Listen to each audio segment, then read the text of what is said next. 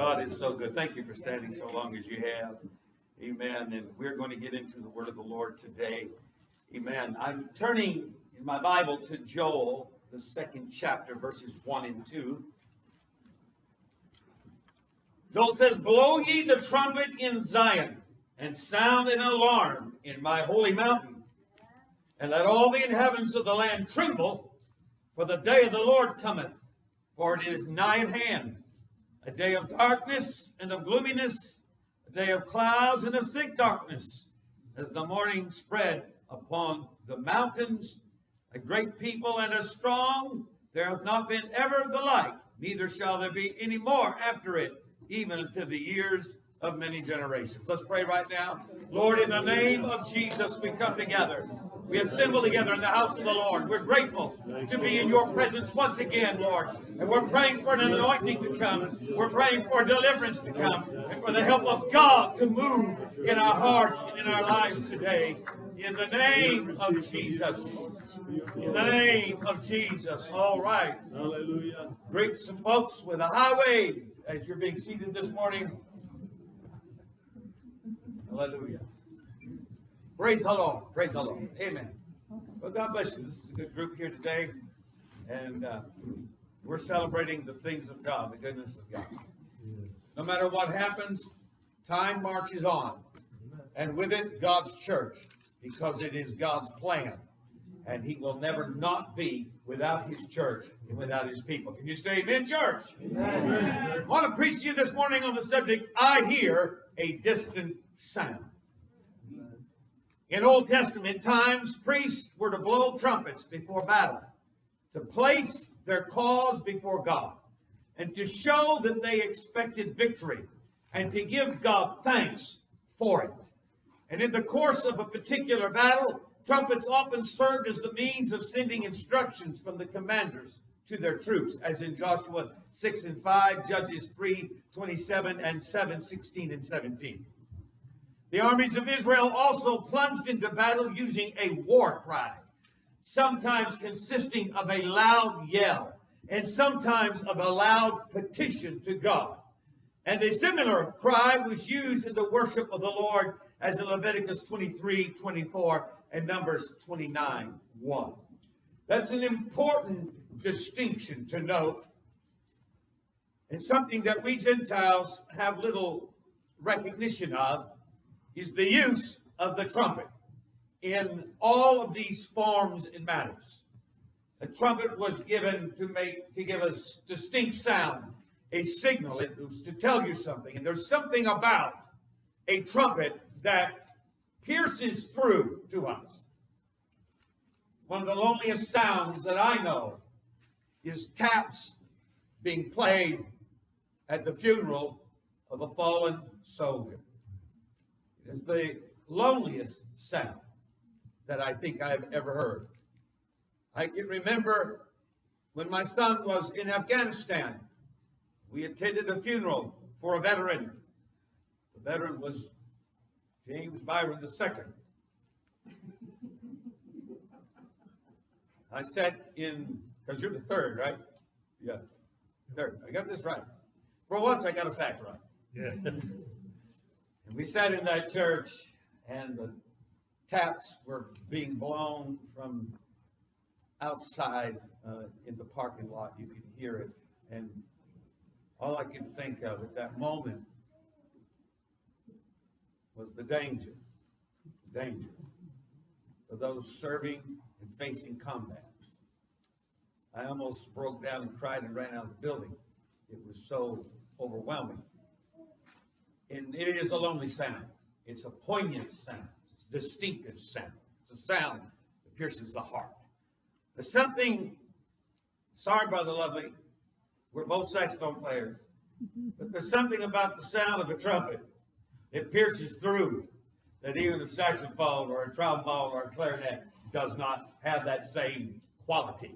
There is a brassiness of it. There is a catch to it. There is just something that the sound waves are percussive and stirring. And it is no wonder that from ancient times, war trumpets were used in battle. Oh, I'm feeling the anointing right now. Oh, hallelujah. Amen. We read in Numbers 10, 1 through 10, we read this about trumpets. God instituted this. And the Lord spoke to Moses, saying, make thee 2 trumpets of silver. Of a whole piece shalt thou make them, that thou mayest use them for the calling of the assembly and for the journeying of the camps. And when they shall blow with them, all the assembly shall assemble themselves to thee at the door of the tabernacle of the congregation. And if they blow but one trumpet, then the princes, which are the heads of thousands of Israel, shall gather themselves unto thee. But when you blow an alarm, then the camps that lie on the east part shall go forward. And when you blow an alarm the second time, then the camps that lie on the south side shall take their journey, and they shall blow an alarm for their journeys. But when the congregation is to be gathered together, you shall blow, but you shall not sound an alarm. And the sons of Aaron, the priests, shall blow with the trumpets, and they shall be to you for an ordinance forever throughout your generations. And if you go to war in your land against the enemy that oppresseth you, then shall you blow an alarm with the trumpets, and you shall be remembered before the Lord your God, and you shall be saved from your enemies. Everybody say, shout to the Lord right now. Hallelujah. Shout to the Lord. Hallelujah. Also in the day of your gladness, and in your solemn days, and in the beginnings of your months, you shall blow with the trumpets over your burnt offerings, over your sacrifices of your peace offerings, that they may be to you for a memorial before your God. I am the Lord thy God. God introduced the use of trumpets here. And there's something about a signal. When a signal is given, when an alarm is given, it spurs people to action. We used to live in a village where it was close by to the emergency squad and the fire department. And so every time that there was an emergency that was called in, that alarm would ring, that fire alarm would ring, and you would hear it. And often I would wonder, as the fire trucks raced by or the ambulance raced by, whose life was being affected in our area where we lived. The sound of an alarm. We use alarms. Some of you use alarms to wake up for work. I don't know if that's still being done these days, but I woke up this morning at 6 o'clock to an alarm. I get up every Sunday morning at 6 o'clock to alarm. Otherwise, I might not get up at 6 o'clock in the morning. And I remember when I was first working as a young man, I would go to bed and I would be so tired that I would roll over and punch the alarm off when it sounded. And then I'd show up to work an hour late. Somebody's nodding their head. You know what I'm talking about. And the boss would say, where have you been? I said, well, I missed my alarm. And this happened 2 or 3 times. And finally he said, if you do it again, you're out of here. So I got 2 alarm clocks. I put one in my bedroom and one in the spare bedroom and set them both. And if I shut mine off in my sleep, the other one would make me get up and be awake enough. Amen. Because you got to be responsible. Hallelujah. You just got to learn to grow up and be responsible. But we use alarms with great effect. Paul said in 1 Corinthians 14, 7 and 8, and even things without life giving sound, whether pipe or harp, except they give a distinction in the sounds, how shall it be known what is piped or harped? For if the trumpet give an uncertain sound, who shall prepare himself to battle? Hallelujah. Yeah. Amen. There is a certain sound that I'm hearing. There is a distinct sound that we all need to hear. Hallelujah. And so even the New Testament applies the trumpet sound, or the sound of the trumpet, and the sound of an alarm. Hallelujah. And if ever there was a day and a time when we need to become alarmed, yes, we're living in a time, amen, where there is earth-shaking things happening, law-changing things happening, things that are going to impact and infect every one of us and our children. And if you do not stir yourself, if there is no alarm to your soul, if you're not awake to what is happening, you're going to miss it. And terrible things are going to happen. So we see in Numbers that trumpets were used in multiple ways. They were used to call an assembly. It's time that we gather together. They were used to announce a journey. These are your marching orders. And this is your signal to go forth and to march.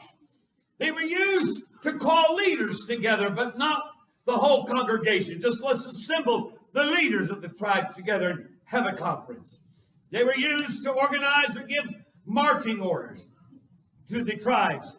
And they were used to gather the congregation together. And when they were used in that manner, the sound of an alarm was not to be given. The sound of a trumpet was to be blown, but not the alarm sound, not the battle cry. Just congregation, it's time to come together and to worship the Lord. Trumpets were used. The trumpets were the duty of the priests to use them. And so it was for them, and the ordinance was given to them forever. And so it was in the hands of spiritual authority. We need to understand, and we need to have men of God and women of God placed in positions of spiritual authority that hear a distant sound, that know and hear that something is going to happen, so that they can sound the alarm. Hallelujah. When the sound of the alarm comes forward in anointed preaching, you need to set up and take listen. Yeah. Amen. It just may not be God wants to use just anybody to shout or sound an alarm. Amen. But you need to hear it when it comes across the pulpit. Oh, hallelujah. So they were used in war. The war trumpets. It was used to sound the alarm. Verse 9, if you go to war in your land against the enemy that oppresseth you, then you shall blow an alarm with the trumpets, and you shall be remembered before the Lord your God, and you shall be saved from your enemies. Yeah. Oh, hallelujah. There was something about it. Amen. Amen. It's time to pick up a trumpet, church, and blow. It's time to sound an alarm. The church needs to be aware. We need to be aware. We need to hear a distant sound. We need to know that it's time, amen, to sound the war cry, a sound of alarm, and to remind God that we expect Him to give us a victory. Oh, hallelujah. They did not just sound the war cry. They did not just sound the battle alarm, but they also gave a battle cry. It could be just a shout, hallelujah. Just the army just shout before the Lord. Or it could be a shout that was a petition of God, a battle cry that was the prayer on the lips, hallelujah. Those things are important. We're all very familiar today with how the Islamic world has used this context to establish their own Allah Akbar sound of a battle cry. Whenever they are attacking, whenever they are charging an enemy or attacking or setting off a terrorist attack, they will always denote that and announce it and pronounce it with that Allah Akbar sound, which is to them, God is greatest. Amen. And so they get this from the Jews. They get this from the Bible. Hallelujah. The devil likes to borrow things, amen, that he does not own and possess. Amen. And it doesn't sound the same when it comes out of the devil's mouth as if when it comes out of the mouth of a blood-bought, water-baptized, spirit-filled child of God. Hallelujah. But we have authority. Jesus said, I've given you authority. Amen.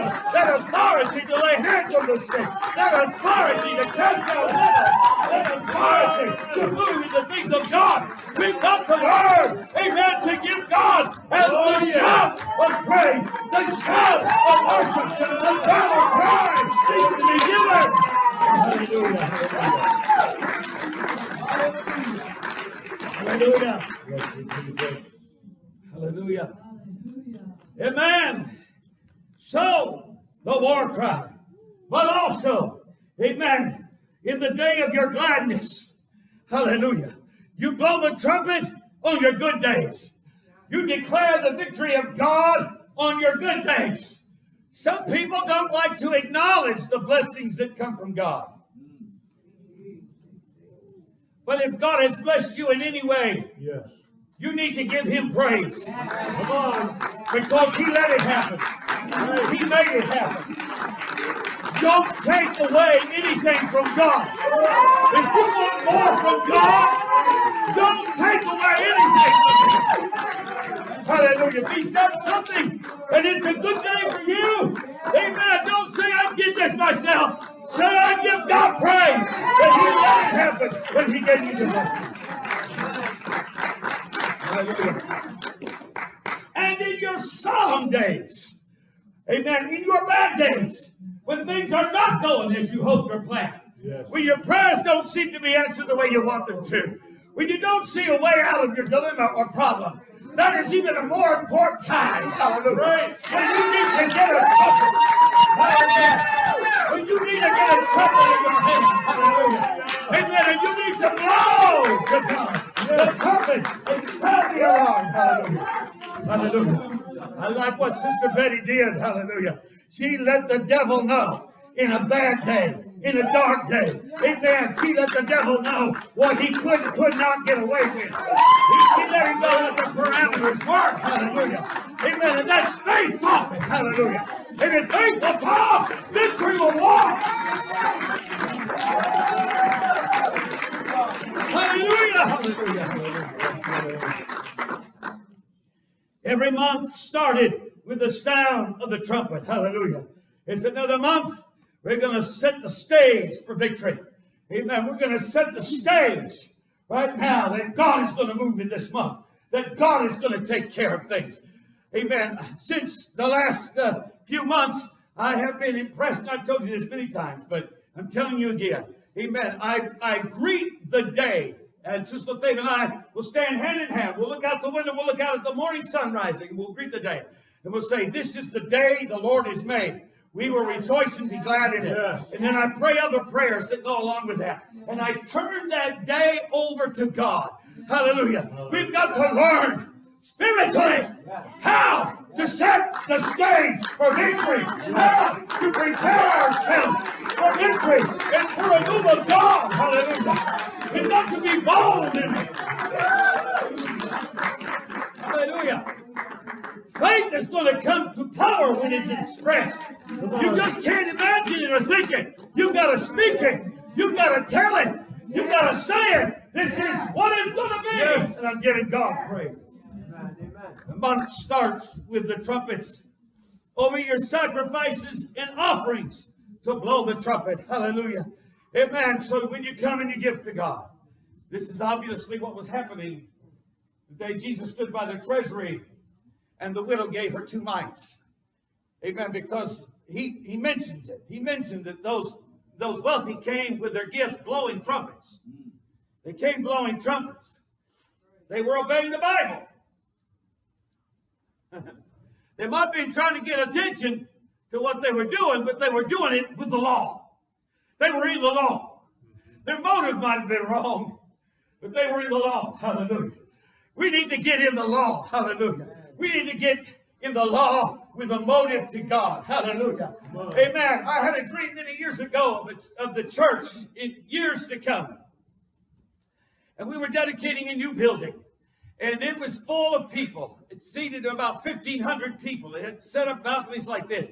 Amen. It seated 1,500 people or so. And I had guest speakers and ministers from all across our movement, important people on the platform behind me. And a young man came to the microphone, amen, and he said, what time is it? And the people began to jump and shout, offering time. Yeah. And they had money in their hands, and they had offering envelopes in their hand, and they were shouting, offering time. And they weren't just shouting it, but they were running and throwing the offering up on the platform. Some of them were even leaping over chairs to get to the front, amen, to give God an offering. I saw that in my dream. I've never seen it in fact. But what a difference it would make, because God does not love a stingy, selfish giver. He loves a cheerful giver. Hallelujah. And there are people that rob God without even thinking twice about it. But what God loves is people that love to give to Him. The people that know the value. Hallelujah. Blow the trumpet over your burnt sacrifices and your offerings, your gifts to God. Blow the trumpet. Say, God, here it is. I want you to see that I am sacrificing, I'm giving, I'm working, I'm laboring for you, and I'm enjoying it. Amen. Oh, God, don't make me pay tithe again. But God, how blessed I am that you have given me what I have, and I've given back what belongs to you. And I'm going to throw in some extra and give it to you, Lord. And here's my worship that I'm doing. Here's my praise that I'm doing. Hallelujah! Hallelujah! Numbers 29 and 1, the above referenced scripture speaks of the Feast of Trumpets. It says, and in the 7th month, on the 1st day of the month, you shall have an holy convocation, and you shall do no servile work. It is a day of blowing trumpets unto you. Leviticus 23:23-25 further explains the significance of this day, tells us what is happening. This is the Feast of Trumpets. The Jews had, I believe, 7 feasts or festivals through the calendar year. This is the Feast of Trumpets, and it was the beginning of the civil new year. Or, as we know today, Rosh Hashanah. Rosh Hashanah is the Feast of Trumpets. And it was the 10 days that followed it, and Yom Kippur. Rosh Hashanah and the 10 days, and then Yom Kippur make up the high holy days of the Jewish calendar. It is a period in which they were to repent of sins and measure good deeds against bad and hope that their name would be written in the book of life for the following year. And repentance and doing good were thought to increase one's chances of that blessing. Lord, write my name in the book of life for next year going forward. Let me live into the next year and be blessed. Jesus said to his disciples when they came back, saying, we had power over devils, we cast out devils. He said, don't rejoice that you had power over devils, but rejoice that your name was written in the book of life. Hallelujah. Amen. Right now, my name is in the book of life. Right now, your name is in the book of life. Right now. Hallelujah. Amen. And I want it to stay there. And the way I'm going to keep it there is by repentance and the works that I need to do, amen, to be saved and keep my life before the Lord. Can you say amen, somebody? Amen. Hallelujah. So repentance is so important. Prior to Rosh Hashanah, the shofar, the ram's horn, is blown to call people to repent and to remind them that the holy days are arriving. During Rosh Hashanah, in synagogue services, during that time period, the shofar is blown 100 times. What a noise. What a sense of celebration today. Hallelujah. Amen. And it accompanies something. It is an act of worship and praise. It's not just somebody making noise, but it's somebody getting God's attention. It's in the Bible. Read it for yourself. Hallelujah. The Bible said to do it. God said to do it. Blow the trumpet. Sound the alarm in Zion. Hallelujah. But something is coming. Something is approaching. And we need to be ready for it. In Jesus' name. In Jesus' name. Jeremiah 50:22 says, a sound of battle is in the land and of great destruction. And Jeremiah 4:19-21 reads thus, my bowels, I am pain at my very heart. My heart maketh a noise in me. I cannot hold my peace, because thou hast heard, O my soul, the sound of the trumpet and the alarm of war. Destruction upon destruction is cried, for the whole land is spoiled. Suddenly are my tents spoiled, and my curtains in a moment. Jeremiah is lamenting and weeping, amen, because something is coming. Something is coming upon the land and his people. The sound of war and the sound of great destruction is in the land. If ever we lived in a time when the alarm should be sounded, it is now. Who can doubt that the church is under attack here in America? Amen. This country once held leadership for positive, powerful, evangelical Christianity, but now we have fallen behind. Europe has no vibrant Christianity. We cannot look to the West or Europe to save us. It lost all of its momentum centuries ago. The great revivals of those years with Martin Luther and Calvin and Zwingli and Wesley and Wycliffe, all of those great revivals and the political upheavals that they birthed have all long since died away. Whatever was left was transferred to our shores on the founding of this nation. Yet today, it is being rejected by each succeeding generation more and more, greater and greater. So we have moved into agnosticism, and we are moving rapidly into paganism. So you have two choices today, amen, in America. Do not believe in the Bible. Do not believe in Christ. Do not believe in biblical, traditional, moral values, but believe in nothing at all. But if you have any spiritual leanings whatsoever, turn back to the old religions before Christ came. Turn back to paganism. Yes. That is the way of things now. And they're calling the shots, and they're controlling the environment. They're controlling the laws, the legislation, the school systems, the education. They're controlling all of it. And what are left is our few churches of the apostolic faith movement. And even we are left struggling. Yep, the fires burn brightly in third world countries, in places where Christianity is severely challenged and persecuted. There is a vibrant fire burning. Hallelujah. We can never really know what our faith means to us until we come to a point where we are tested severely. God puts us into situations that were meant to determine whether or not we really believe this. And every martyr who ever died in the past, amen, has died with having to make such a decision. Hallelujah. It has been observed that belief systems tend to strengthen themselves when under severe challenge. Any religious movement or faith, be it a cult or otherwise, strengthens itself when it's under challenge. In the 1840s, I believe it was, a vast movement swept New York State and the Northeast under a man named Miller, and he began to teach about the coming of the Lord, and he put a date on it. And so he gave a date, and everybody got stirred. Everybody got stirred. It was a big revival. They were preaching it all around, and everybody was coming to church, and they were repenting. And the day came of the rapture, and the rapture didn't happen.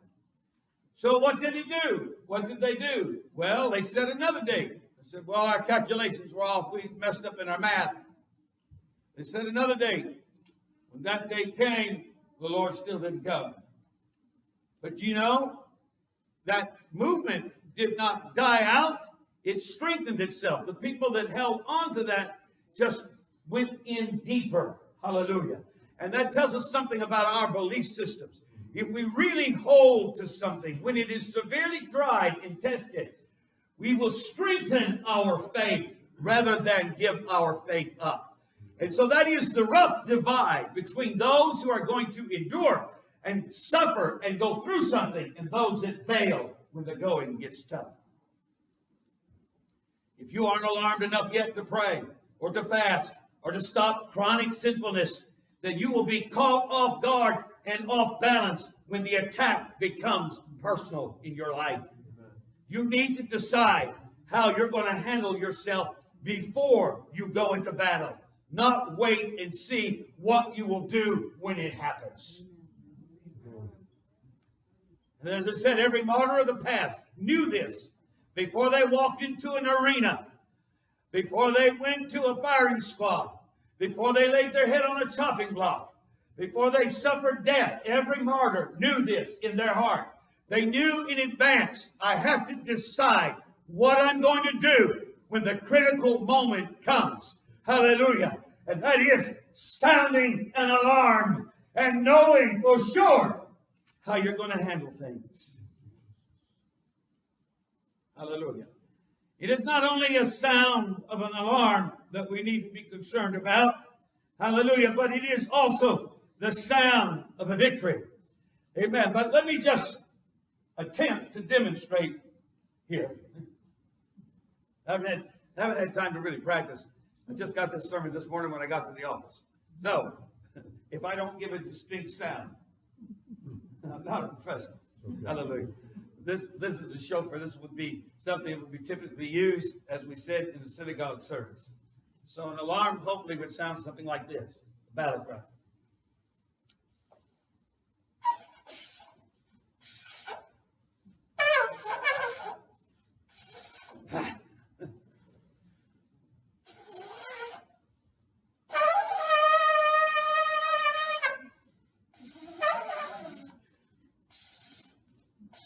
Well, hallelujah!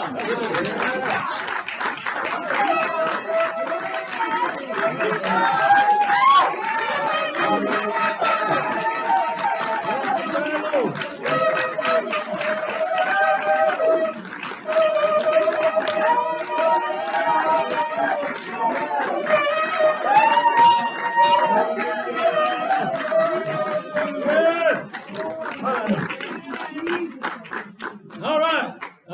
De-germ this with alcohol before service. If there's any brave person that wants to grab a hold of it, amen, and use it for the rest of the service, just come real quick. And if you're in trouble, well, you ought to have no problem with it. You got anybody? Hallelujah. Come on, I gotta have some help here. Hallelujah. Who's gonna help? Don't take it. Oh my Lord. Hallelujah. You don't have to be embarrassed. I'm embarrassed for you. Praise God. Well, if you change your mind, here it is. Praise the Lord. If you get excited, amen, just grab it and wave it around. Hallelujah. Hallelujah. Psalm 150:3. Praise him with the sound of the trumpet. Praise him with a psaltery and harp. Hallelujah.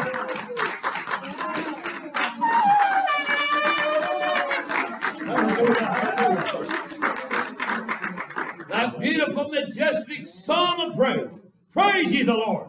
Praise God in his sanctuary. Praise him in the firmament of his palace. Praise him for his mighty acts. Praise him according to his excellent greatness. Praise him with the sound of the trumpet. Praise him with the psaltery and harp. Praise him with the timbrel and dance. Praise him with string instruments and organs. Praise him with the loud cymbals. Praise him with the high-sounding cymbals. Let everything that hath breath praise the Lord. Praise ye the Lord. Yes. And Psalm 104:5 says, enter into his gates with thanksgiving and into his courts with praise. Be thankful unto him and bless his name. For the Lord is good, his mercy is everlasting, and his truth endureth to all generations. Oh, hallelujah. We've got a lot to be thankful for. But here we have come to the end of the age. Hallelujah. The end of all things has come upon us. Yet this great truth of God, nearly 2,000 years old, we know the name. We know what it means to be baptized for remission of sin and have the blood wash the sins away through the name of Jesus. We know what it means to have the Holy Spirit enter into us, into our belly, that it will flow out of us like rivers of living water. We have so much to be thankful for, so much to celebrate. Amen, because it's to you and to your children and all that come after. Hallelujah. Even so many as the Lord our God shall call. Hallelujah. It's truth. Marches on. Worship ought to be a celebration of God's goodness, and especially a declaration of victory over the enemy. Hallelujah. We don't really understand worship. We need to embrace the Old Testament concept. We need to understand that when we come to church, hallelujah, it's not a time to sit there and fold your arms and not sing. Yeah. It's not a time, amen, to not shout. It's not a time to not dance. It's not a time to not play loudly on instruments. Hallelujah. The Bible said, make a loud noise and make a joyful noise. If anybody's going to hold their ears, I want it to be every demon that came to church this morning. I want them to run screaming from the presence of worship and praise. And if it's too loud for you, it's because you're not loud enough. I said if it's too loud for you, it's because you're not loud enough. You're not doing what you're supposed to do. You're not on your feet. You're not worshiping. You're not thanking Him. You're not praising Him. You're not celebrating. I'm declaring victory. I'm saying in my worship that God is going to have the last word. That God is going to have the last word. Hallelujah. Hallelujah. If you don't want to blow it, just walk around and wave it. Hallelujah. Hallelujah.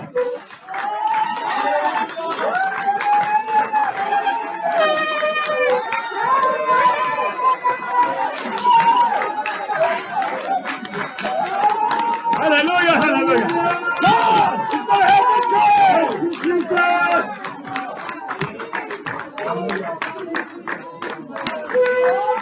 there you go. Hallelujah. Hallelujah. Praise God, praise God, praise God, praise God. You see, what God gave them when they didn't have the Holy Ghost is what we're lacking. He gave us the Holy Spirit, but we need to put one and one together. Amen. We need to put the celebration and the understanding of the celebration and the purpose of the celebration. And that God don't intend you to come there and sit like a wart on a pickle or a bump on a log. But He came to hear you call His name. He came to see you lift your hand. He came to see you dance. God wants to see you dance. He wants to see you run the aisles. He wants to see you shout. He wants to know that you're declaring victory. You're declaring victory. In the name of the Lord, yeah. Just keep going it, keep going it. I hear the sound. I hear the sound that this makes sound. Hallelujah. Well, praise the Lord. Praise the Lord. Praise the Lord. Praise the Lord, church. Praise the Lord, church. Hallelujah.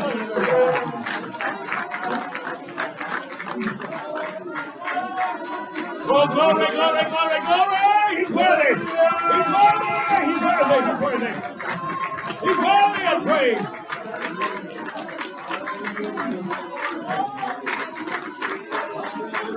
On your solemn day, more than ever, don't come here to church and pout and sit it out when God is moving. When you don't feel like dancing, is when you need to dance. When you don't feel like shouting, is when you need to shout. You need to shout the victory. You need the worship God. You need to give praise. You begin to feel better when you get up and start worshiping. That's when you get over it. That's when you begin to feel better. That's when you begin to say, victory is mine. Victory is mine, says the Lord. Hallelujah, victory is mine. I'm telling you victory. I'm telling you because God always triumphs. God will always make us to triumph. Hallelujah. I'm just not going to be a pity party. I'm not going to come to church and throw down a pity party. I'm going to come to church and I'm going to throw down a great shouting party. Y'all acting like it's my party. I'll cry if I want to. Hallelujah. Amen. But this is God's thing. Amen. And I'm going to tell the devil, look, devil, it's my party. And you get bad on me. It's a solemn day. And I'm not going to sit here and cry. I'm not going to moan. I refuse depression. I refuse it. I speak to it. Go away. I refuse discouragement. I'm not allowing it. I'm not going to speak it. I'm not going to share it. I'm going to say this is the day. This is the day God has made. This is the day God has made. And I'm going to rejoice. I'm going to give God praise. I'm going to give Him glory. The devil, you're going to sit here and listen. Because everything you tried to get me down, to get me discouraged, to run me off, to make me throw the towel in, to make me give up and quit. Everything you did, you're going to have to sit here and listen to me praise God. And the more you do it, the more you do it, the more I'm going to worship, the more I'm going to praise, the more I'm going to give my God glory. Amen. I know. The Lord gives. The Lord takes away. Blessed be the name of the Lord. Hallelujah. But I will not curse God and die. I will not curse God and die. Hallelujah. Amen. Whatever he wants to do, amen, I give him permission to do it. And I'm going to learn from it. I'm going to become a better man from it. Something's going to come out of me that was never there before. Hallelujah. I'm coming. I may go in the fiery furnace, but when I come out, I'm coming out of the fire. Hallelujah. I'm coming out sweeping to do the work of God.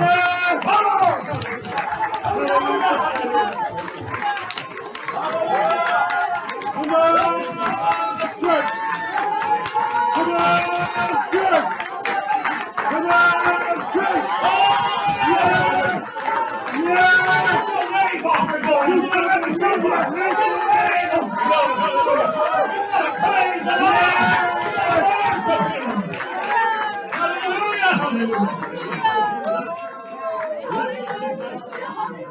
Praise God. Hallelujah. Musicians, come get ready. I'm going to close here in just a few minutes. Hallelujah. Amen, amen, amen. There's one more sound I'm waiting to hear. Hallelujah. Here it is. Hallelujah. Behold, I show you a mystery. We shall not all sleep, but we shall be changed in a moment, in the twinkling of an eye, at the last trumpet. For the trumpet shall sound, and the dead shall be raised incorruptible, and we shall be changed.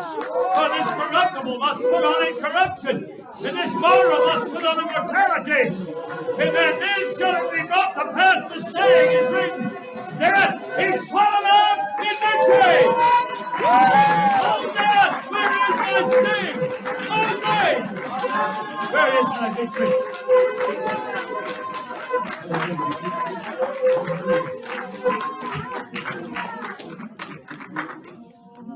But I would not have you ignorant, brethren, concerning them which are asleep, that you sorrow not, even as others which have no hope. For if we believe that Jesus died and rose again, even so them also which sleep in Jesus will God bring with him. For this we say unto you by the word of the Lord, that we which are alive and remain until the coming of the Lord shall not prevent them which are asleep.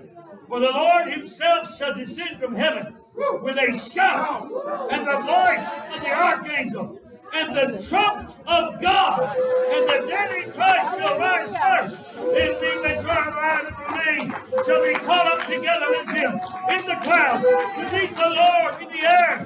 So shall we ever be with the Lord. Hallelujah. One more sound. I hear a distant sound in all that's going on right now. And while we're sounding the alarm because of what's happening to the world and what's happening to our nation and our culture, and the churches are struggling with it, while we're sounding the alarm, we're also going to sound the praise.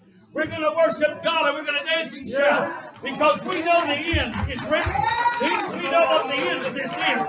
We know what the last chapter says. Hallelujah.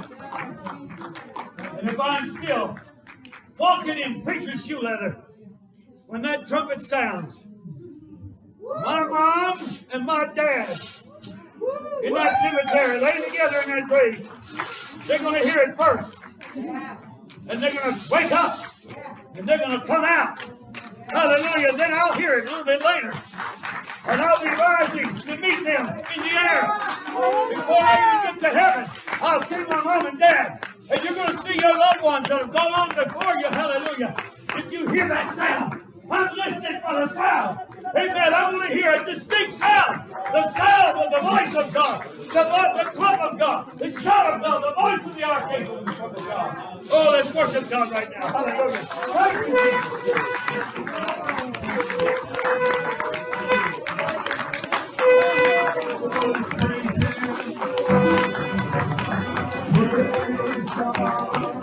Bless that wonderful name of Jesus. Bless that wonderful name of Jesus.